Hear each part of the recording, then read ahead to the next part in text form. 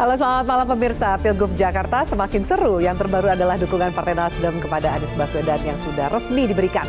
Anies menjadi bakal calon gubernur yang sudah melengkapi batas minimum jumlah kursi DPRD untuk melenggang dalam kompetisi Jakarta 1. Namun belakangan muncul nama mantan rivalnya, Basuki Cahayapurnama alias Ahok, yang berada di urutan kedua terpaut 9% saja dari Anies dalam hasil survei elektabilitas calon gubernur Jakarta.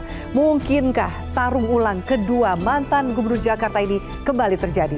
Atau jangan-jangan ada kuda hitam yang muncul di menit terakhir jelang pendaftaran? Bersama saya Afiani Malik, inilah Panggung Demokrasi. Anies versus Ahok, tarung ulang di Jakarta.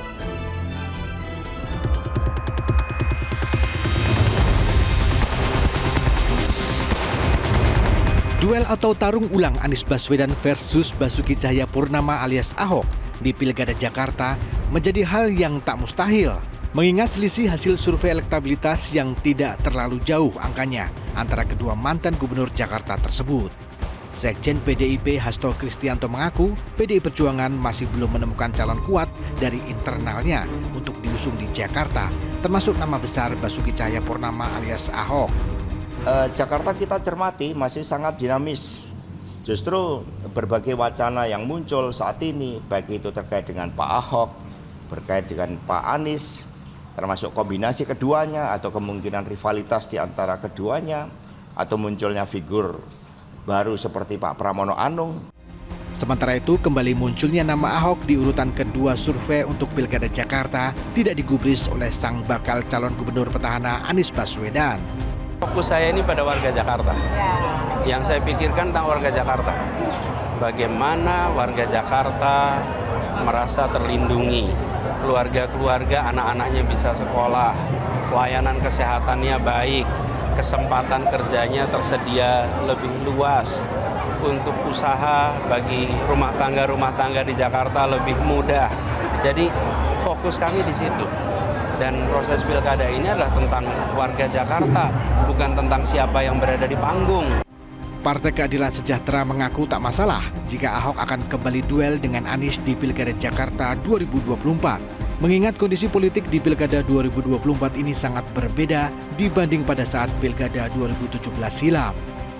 2017 dengan posisi 2024 ini memang sangatlah berbeda. Baik kaitannya dengan Pak Ahok dan para pendukungnya maupun PDIP dan kondisinya, dan juga Pak Anies dan para pendukungnya. Kita mengetahui bahwa Pak Anies pada posisi 2024 ini beliau tokoh yang kalau dulu hanya dikenal dalam konteks elektabilitas di Jakarta, sekarang bahkan popularitas beliau sudah bahkan mengindonesia gitu ya. Dalam konteks ini beliau diposisikan sebagai mantan calon gubernur yang kemudian dirindukan untuk melanjutkan kepemimpinannya.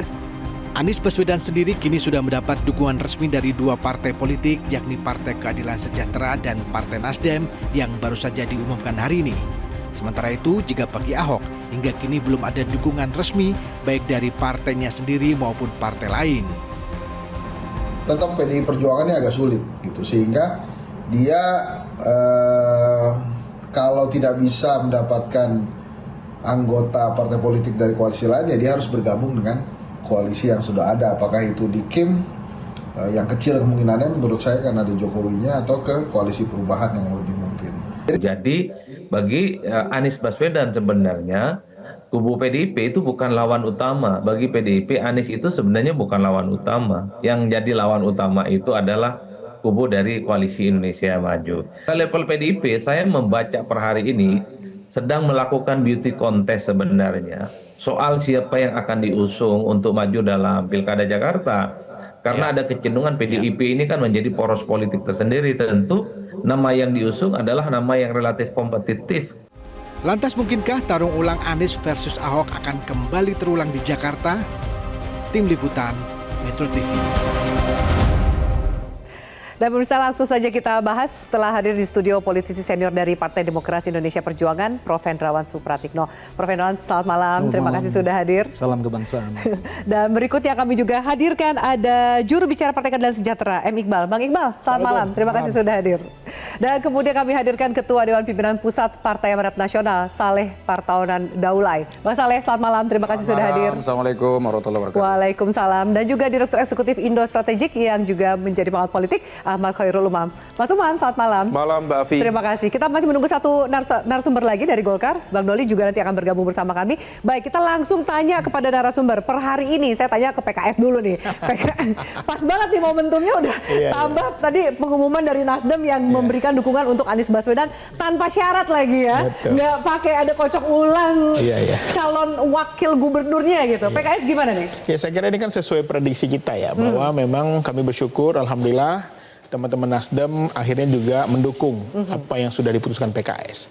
Dan ini tentu saja menjadi salah satu kunci bahwa dengan dua partai ini Mas Anies insya Allah bisa berlayar pada Pilkada Jakarta. Tapi masih nunggu gerbong lainnya nggak kira-kira? Ya tentu saja kami masih berharap ya, sudah ada komunikasi dengan teman-teman partai lain termasuk PKB dengan PDIP ya, termasuk bahkan PSI juga kami ajak kemarin, ayo gabung dukung Mas Anies.